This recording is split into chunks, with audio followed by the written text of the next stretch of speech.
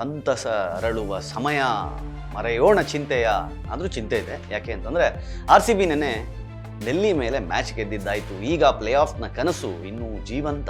CSK ಮತ್ತು RCB ನಡುವೆ ಬಹಳ ದೊಡ್ಡ ಮಟ್ಟದ ಫೈಟ್ಗಳು ಈಗ ಮುಂದೆ ಕಾಣ್ತಾ ಹೋಗುತ್ತೆ.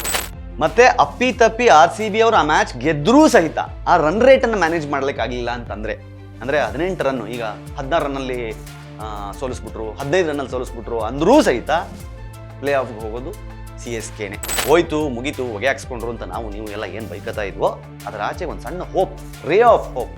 ಈಗ ಗೆಲುವಿನ ಸರಣಿ 18ನೇ ತಾರೀಕು ಏನು ನಡೆಯುತ್ತೋ ಆ ಮ್ಯಾಚು ಸಹಿತ ಇವಾಗ full potentially very very very crucial knockout game ಆಗುತ್ತೆ. ಅದು ಬರಿಯ ಮ್ಯಾಚ್ ಅಲ್ಲ, ರನ್ ರೇಟ್ಗಾಗಿ ಆಡುವ ಮ್ಯಾಚ್, ಬರೀ ಸೋಲು ಗೆಲುವಿಗಾಗಿ ಆಡುವ ಮ್ಯಾಚ್ ಅಲ್ಲ, ಗೆದ್ದರೂ ಸಹಿತ ರನ್ ರೇಟಲ್ಲಿ ಗೆಲ್ಲಬೇಕು. ನಮಸ್ಕಾರ, ಸ್ಪೀಡ್ ಪ್ಲೇಸ್ ಕರ್ನಾಟಕದ ವಿಶೇಷ ಕಾರ್ಯಕ್ರಮಕ್ಕೆ ಸ್ವಾಗತ. ನಾನು ನಿಮ್ಮ ಕಿರಿಕೀರ್ತಿ. ಸಂತಸ ಅರಳುವ ಸಮಯ ಮರೆಯೋಣ ಚಿಂತೆಯ ಆದರೂ ಚಿಂತೆ ಇದೆ. ಯಾಕೆ ಅಂತಂದರೆ RCB ನೆನ್ನೆ ಡೆಲ್ಲಿ ಮೇಲೆ ಮ್ಯಾಚ್ ಗೆದ್ದಿದ್ದಾಯಿತು. ಈಗ ಪ್ಲೇ ಆಫ್ನ ಕನಸು ಇನ್ನೂ ಜೀವಂತ. ಯಾಕೆಂದರೆ ಟೇಬಲಲ್ಲಿ ಈಗ ಆಲ್ರೆಡಿ ಒಂದು ಟೀಮ್ ಕ್ವಾಲಿಫೈ ಆಗಿದೆ, KKR. ಕೋಲ್ಕತ್ತಾದವ್ರು ಕ್ವಾಲಿಫೈ ಆಗಿಬಿಟ್ಟಿದ್ದಾರೆ. 18 ಪಾಯಿಂಟ್ಸ್ ಇದೆ 12 ಮ್ಯಾಚಲ್ಲಿ ಅವರಿಗೆ, ಪ್ಲಸ್ ರನ್ ರೇಟಲ್ಲಿ ಅವರಿದ್ದಾರೆ. RR ಸಹಿತ 12ರಲ್ಲಿ 16 ಪಾಯಿಂಟ್ಸ್, 12 ಮ್ಯಾಚಲ್ಲಿ 16 ಪಾಯಿಂಟ್ಸ್ ತೊಗೊಂಡಿದ್ದಾರೆ. ಅವರು ಆಲ್ಮೋಸ್ಟ್ ಆಲ್ ಥ್ರೂ.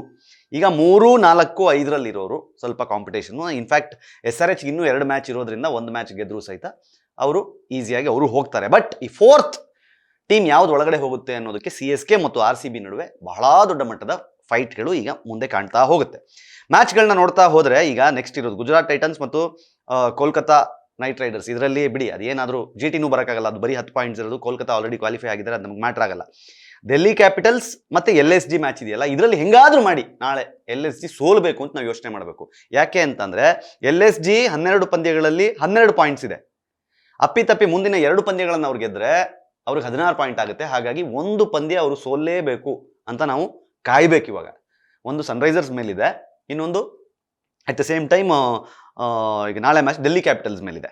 ಸೊ ಈ ಮ್ಯಾಚ್ಗಳಲ್ಲಿ 2ರಲ್ಲಿ ಯಾವ್ದಾದ್ರು ಒಂದು ಸೋತ್ರೆ ಮ್ಯಾಚ್ ಈಸಿ ಆಗುತ್ತೆ. ಆ್ಯಂಡ್ 18ನೇ ತಾರೀಕು ನಡೆಯುವಂತಹ ಬೆಂಗಳೂರಿನಲ್ಲಿ ನಡೆಯುವಂತಹ ಚೆನ್ನೈ ಮತ್ತು ಬೆಂಗಳೂರು RCB ಪಂದ್ಯ ಏನಿದೆ ಅದು ನಾಕೌಟ್ ಮ್ಯಾಚ್ ಆಗುತ್ತೆ.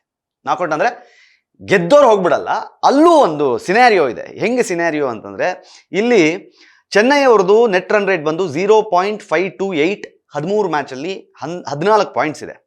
ಓಕೆ, ಇನ್ನು ಒಂದೇ ಒಂದು ಮ್ಯಾಚ್ ಉಳಿದಿರೋದು. ಆ ಒಂದೇ ಒಂದು ಮ್ಯಾಚು ಯಾರ ಮೇಲಿದೆ? RCB ಮೇಲಿದೆ. ಇನ್ನು RCB ಲೆಕ್ಕಾಚಾರಕ್ಕೆ ಬಂದರೆ RCB ಅವ್ರದ್ದು ಎಷ್ಟಿದೆ ನೆಟ್ ರನ್ ರೇಟು? RCBದು ಪ್ಲಸ್ 0.387, ಅಂದರೆ 12 ಪಾಯಿಂಟ್ಸ್ ಇದೆ 13 ಮ್ಯಾಚಿಂದ. ಇನ್ನು ಉಳಿದಿರೋ ಒಂದು ಮ್ಯಾಚು ಅವರಿಬ್ಬರಿಗೂ ಸಹಿತ ಪರಸ್ಪರ, CSK ಮತ್ತು RCBನೇ ಆಡಬೇಕು ಪರಸ್ಪರ ಮ್ಯಾಚ್ಗಳನ್ನು. ಅವರಿಬ್ಬರ ನಡುವಿನ ಆ ಪಂದ್ಯದಲ್ಲಿ ಫಸ್ಟು ಬ್ಯಾಟಿಂಗ್ ಮಾಡಿ, ಯಾರು? ಬೆಂಗಳೂರು ಫಸ್ಟ್ ಬ್ಯಾಟಿಂಗ್ ಮಾಡಿ 200ಕ್ಕಿಂತ ಹೆಚ್ಚು ರನ್ನನ್ನು ಹೊಡೆದು ಅವ್ರನ್ನ 18 ರನ್ನಲ್ಲಿ ಸೋಲಿಸ್ಬೇಕು. ಅಂದರೆ ಇನ್ನೂ ಒಂದು 200 ಹೊಡೆದ್ರು ಅಂತ ಇಟ್ಕೊಳ್ಳಿ, 182 ರನ್ಗೆ ಅಲೌಟ್ ಮಾಡಬೇಕು, ಅವ್ರನ್ನ ಅಲೌಟ್ ಮಾಡಬೇಕು ಅಥವಾ ಸೋಲಿಸ್ಬೇಕು, ಅದು ಹೊಡೆಯಕ್ಕೆ ಬಿಡಬಾರ್ದು. ಹಾಗೆಲ್ಲಾದರೂ ಆದರೆ ಚೆನ್ನೈಗಿಂತ ರನ್ ರೇಟ್ ನಮ್ಮದು ಜಾಸ್ತಿ ಆಗುತ್ತೆ ಅನ್ನುವುದು ವಿಚಾರ. ಅಂದರೆ ಇವಾಗ ಮ್ಯಾಕ್ಸ್ ಟು ಮ್ಯಾಕ್ಸ್ ಎಲ್ಲಿಗೆ ಬಂದ್ಬಿಡ್ತು ಅಂತಂದರೆ ಕಂಪ್ಲೀಟ್ಲಿ ರನ್ ರೇಟ್ ಮೇಲೆ ನಿಂತ್ಕೊಳ್ಳುತ್ತೆ.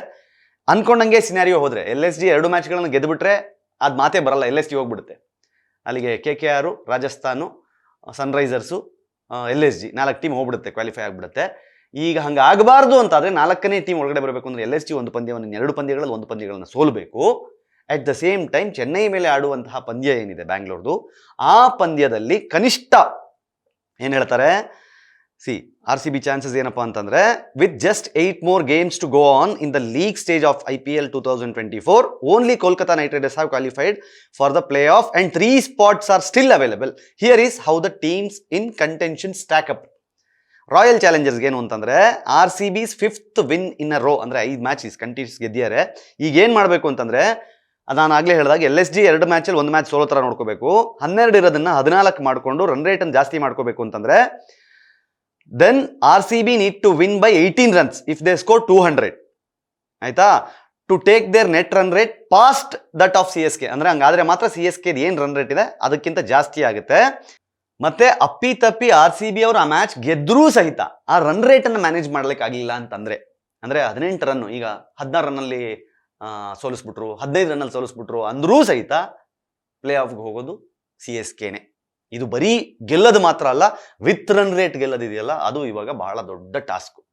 ಆಮೇಲೆ ಅವ್ರದೇ ಫಸ್ಟ್ ಬ್ಯಾಟಿಂಗ್ ಆಯಿತು ಅಂತ ಇಟ್ಕೊಳ್ಳಿ, ಅವ್ರನ್ನ ಒಂದು 150 160ಕ್ಕೆ ಕಟ್ಟ ಹಾಕಿ 13-14ನೇ ಓವರ್ ಒಳಗಡೆ ಮ್ಯಾಚ್ ಫಿನಿಶ್ ಮಾಡಬೇಕು. ಹಂಗಾದ್ರೆ ಮಾತ್ರ ಈಗ RCBಗೆ ಪ್ಲೇ ಆಫ್ಗೆ ಹೋಗುವ ಸಾಧ್ಯತೆ ಇದೆ. ಅಂದರೆ ಹೋಯ್ತು ಮುಗೀತು ಹೊಗೆ ಹಾಕ್ಸ್ಕೊಂಡ್ರು ಅಂತ ನೀವು ಎಲ್ಲ ಏನು ಬೈಕತ್ತಾ ಇದ್ವೋ ಅದರ ಆಚೆ ಒಂದು ಸಣ್ಣ ಹೋಪ್, ರೇ ಆಫ್ ಹೋಪ್. ಈಗ ಗೆಲುವಿನ ಸರದಿ ಶುರುವಾಗಿದೆ. ಟ್ರ್ಯಾಕಲ್ಲಿ ಹೋಗ್ತಾ ಇದ್ದಾರೆ ಈಗ ಓ ಅಂತ. ಈ ಟ್ರ್ಯಾಕಲ್ಲಿ ಹೀಗೆ ಹೋಗ್ತಾ ಇರಬೇಕಾದ್ರೆ ನಾವು ಅನ್ಕೊಂಡಂಗೆ ಎಲ್ಲಾದರೂ ಸ್ಕ್ರಿಪ್ಟ್ ನೋಡಿ, ಇವಾಗ ಹೆಂಗಿದೆ ಸ್ಕ್ರಿಪ್ಟ್, ಅದ್ಭುತ ಸ್ಕ್ರಿಪ್ಟು. ಅದು ಟ್ವಿಸ್ಟ್ ಆಗಬಾರ್ದು ಅಂತೇಳಿ ನೆನ್ನೆ ಚೆನ್ನೈ ಅವ್ರು ಸೋತ್ ಬಿಟ್ಟಿದ್ರೆ ಸ್ವಲ್ಪ ಆರಾಮಾಗಿರ್ತಿದ್ವಿ ನಾವು. ಸೋತಿಲ್ಲ, ಅವ್ರು ಗೆದ್ದುಬಿಟ್ಟವ್ರೆ. ಟ್ವಿಸ್ಟ್ ಮೇಲೆ ಟ್ವಿಸ್ಟು.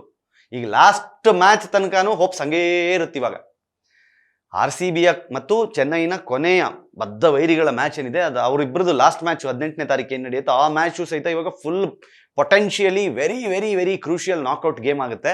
ಅದು ಬರಿಯ ಮ್ಯಾಚ್ ಅಲ್ಲ, ರನ್ ರೇಟ್ಗಾಗಿ ಆಡುವ ಮ್ಯಾಚ್, ಬರೀ ಸೋಲು ಗೆಲುವಿಗಾಗಿ ಆಡುವ ಮ್ಯಾಚ್ ಅಲ್ಲ. ಗೆದ್ದರೂ ಸಹಿತ ರನ್ ರೇಟಲ್ಲಿ ಗೆಲ್ಲಬೇಕು, ಸೋತರೂ ಸಹಿತ ಇಷ್ಟು ರನ್ ಮಾರ್ಜಿನಲ್ಲಿ ಸೋಲಬೇಕು ಅನ್ನುವ ಆಟ. ಸೊ ಹಾಗಾಗಿ ಮಜಾ ಇರುತ್ತೆ, ಖುಷಿ ಕೊಡ್ತಾ ಇದೆ IPL. ಈಗ ಮತ್ತೆ ಅದರ ಸ್ಕ್ರಿಪ್ಟನ್ನು ಅದ್ಭುತವಾಗಿ ಕ್ಲೈಮ್ಯಾಕ್ಸ್ನಲ್ಲಿ ಅದ್ಭುತವಾಗಿ ಬರ್ಕೊಂಡು ಹೊಸ ರೂಪದಲ್ಲಿ, ಹೊಸ ಅವತಾರದಲ್ಲಿ ಕಾಣಿಸ್ಕೊಳ್ತಾ ಇದೆ. ಹೋಪ್ಫುಲಿ ನೀವು ಎಂಜಾಯ್ ಮಾಡ್ತಾ ಇದ್ದೀರಾ. ಮ್ಯಾಚ್ನ ಎಂಜಾಯ್ ಮಾಡೋದ್ರ ಜೊತೆಗೆ ಈ ಮ್ಯಾಚ್ಗಳಿಗೆ ಸಂಬಂಧಪಟ್ಟ IPLಗೆ ಸಂಬಂಧಪಟ್ಟ ವಿಡಿಯೋಗಳನ್ನು, ಅದಕ್ಕೆ ವಿಶ್ಲೇಷಣೆಗಳನ್ನು, ವಿಮರ್ಶೆಗಳನ್ನು ನೀವು ಸ್ಪೀಡ್ ಪ್ಲಸ್ ಕರ್ನಾಟಕದಲ್ಲಿ ನೋಡಿ ಒಂದಷ್ಟು ಜನರಿಗೆ ಶೇರ್ ಮಾಡಿ, ತಲುಪಿಸಿ. ಯಾಕಂದರೆ ಇದು ನಿಮ್ಮಿಂದ ನಿಮಗಾಗಿ, ನಿಮಗೋಸ್ಕರ. ಮತ್ತೆ ಸಿಗ್ತೀನಿ. ನಮಸ್ಕಾರ. Speed plus Karnataka.